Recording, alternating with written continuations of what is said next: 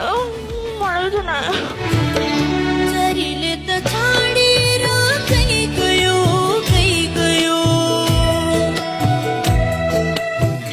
सम्झना चाहिँ डालीमै रहिरह्यो सम्झना चाहिँ डालीमै रहिरह्यो नाता टुट्यो पराई भइगयो भइगयो एउटा नाता मनमा चाहिँ रहिरह्यो एउटा नाता मनमा चाहिँ रहिरह्यो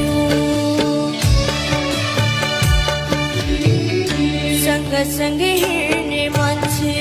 भयो परपर सँगसँगै हिँड्ने मान्छे भयो परपर मनमा चाहिँ उसकै रूप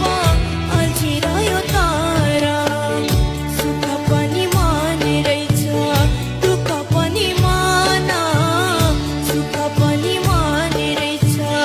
दुःख पनि मान मनै दुखी भएपछि के गर्नु र धान मनै दुखी भएपछि के गर्नु र धान उता डाँडा काटेर कहीँ गयो कहीँ गयो सम्झना चाहिँ डालीमै रहिरह्यो सम्झना चाहिँ डालीमै रहिरह्यो सम्झना चाहिँ डालीमै रहिरह्यो सम्झना चाहिँ डालीमै रहिरह्यो थ्याङ्क यू ए उता उता उता ए यार थाहै छैन दुई जना पो पुगिसक्नु भयो रहेछ पत्तै नभएको हजुर पल्टमा म झगडा गर्नु मन लागेन। हेलो नमस्ते नमस्ते सर तपाईँ कहाँबाट आउनुभयो पछि संसारी मोरङबाट शनिश्वरी मोरङबाट के नाम निश्चित विश्वकर्मा तपाईँले बहुत मिठो गाउनुभयो यो रामदाईले गाउनु भएको लेजेन्ड आर्टिस्ट र मैले पनि स्टेजमा यो गीत गाएको छु धेरैचोटि एकचोटि होइन धेरैचोटि यो गीतको सानो सानो पिस पनि मलाई याद छ तपाईँले यति मिठो तरिकाले त्यो सानो सानो हरकतहरू काहीँ नछोडी गाउनु भयो यो उमेरमा निश्चित कस्तो मजा आयो यति मजा आयो तपाईँको सिङ्गिङमा चाहिँ म बहुत आनन्द मानेर सुने बहुत आनन्द आयो मजा गाउनु भयो तपाईँलाई एकदम कङ्ग्रेचुलेसन निश्चित तपाईँको गायकीमा एउटा कस्तो कसिस होइन एउटा भावुकता त्यो फिलिङ्स यस्तो तरिकाले गाइराख्नु भइरहेको थियो कि म आफूलाई रोक्नै सकिरहेको थिइनँ उहाँ कोचेर त पछि घुम्नु भएको म पहिले घुमेको हो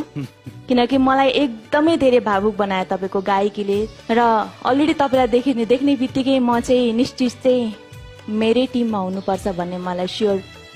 भइसकेको हो म थ्याङ्क यू म्याम स्योर भइसकेको छु है म हजुरको स्वरमा चाहिँ त्यो मिठास चाहिँ तुलना साथै हामीले बुझिसकेको थियौँ होइन पछि पछि हजुरले गाउँदै गर्दाखेरि त्यो कतिवटा हरकतहरू चाहिँ यस्तो राम्रो राम्रो लिनुभयो होइन अन्तराको त त्यो अन्तराको पार्ट्स गाउनुहोस् त सँगसँगै हिँड्ने मान्छे भयो परपर यो ठाउँ कि यो ठाउँ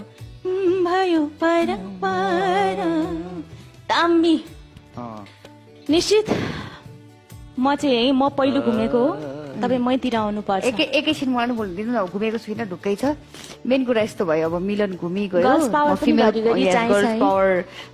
भएको नाताले जोस् मिलनकोमा आउनुहोस् भन्दै मैले अब जेसुकै दाहरू माइन्ड नगर्छ गर्ल्स पावर अरू त त्यस्तै हो होइन ब्रो मलाई चाहिँ डेस्परेटली तिमी चाहिरहेछ है मेरो टिममा त्यो अब म धेरै यताउता भन्न चाहन्छु युआर भेरी ट्यालेन्टेड अब उहाँहरू त हेर्नु उहिलेदेखि यहाँ अब मभन्दा अगाडिदेखि कोच गरिराख्नु भएको कतिजना अब किड्सहरूलाई कोच गरिसक्नु भयो के कुरा सिकाइसक्नु भयो होइन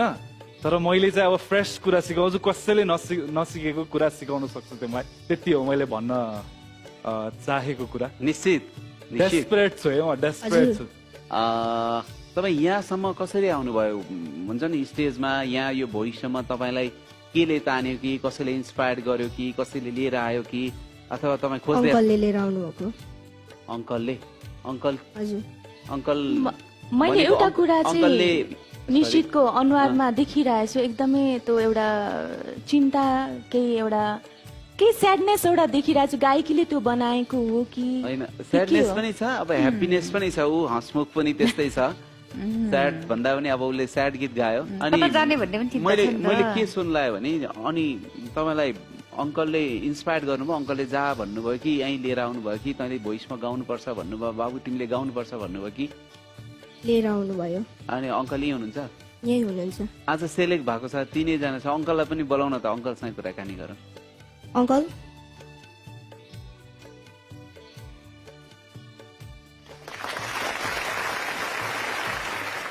तपाईँ उसको अङ्कल हजुर म अङ्कल मात्र ए हजुरको नाम मेरो नाम विनम राई मेरो चाहिँ छिमेकी भाइ हो विशेष चाहिँ मैले यो भाइको लागि अगाडिदेखि पनि अब फन्ड खोजेर होइन साथीहरूलाई भनेर चाहिँ मैले यो भोइस उयसमा सिङ्गिङहरूतिर सिक्न पठाउँथे अनि आज ठ्याक्कै हामीलाई उहाँबाट अडिसन आउँदाखेरि मैले नि बिर्तामत लगेँ यो भाइलाई उहाँ पनि पास भएर यहाँ काठमाडौँसम्म ल्याएँ साह्रै खुसी लाग्यो तपाईँले धेरै गर्नुभएछ त उसको लागि तपाईँलाई धेरै धेरै धन्यवाद थ्याङ्क यू सर यस्तो राम्रो राम्रो ट्यालेन्टहरूलाई पुस गरिराख्नु भएको छ हेल्प गरिराख्नु भएको छ उहाँलाई एकचोटि प्लेट ताली दिनुपर्छ थ्याङ्क यू सर एक्चुअली तपाईँ जस्तो गड फादर ठाउँ ठाउँमा होस् र यस्तो ट्यालेन्टहरूले चाहिँ एउटा अपर्च्युनिटी पाओस् अघि बढ्नको लागि तपाईँलाई हृदयदेखि नै धन्यवाद छ एकदम thank you ma'am thank you ma'am अब निश्चितलाई एकदम कङ्ग्रेचुलेसन 3टा चेयर घुमेको छ थ्याङ्क यू सर अब तपाईँले जसरी गाउनुभयो त्यो गीत सुन्दा त तपाईँ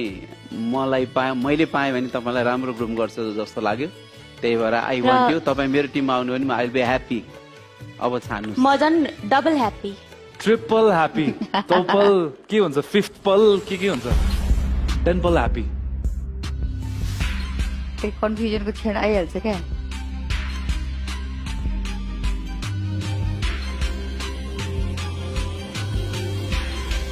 अब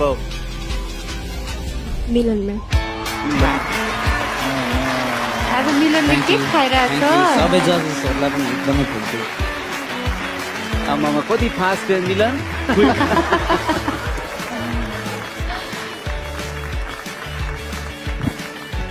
थ्याङ्क यू सर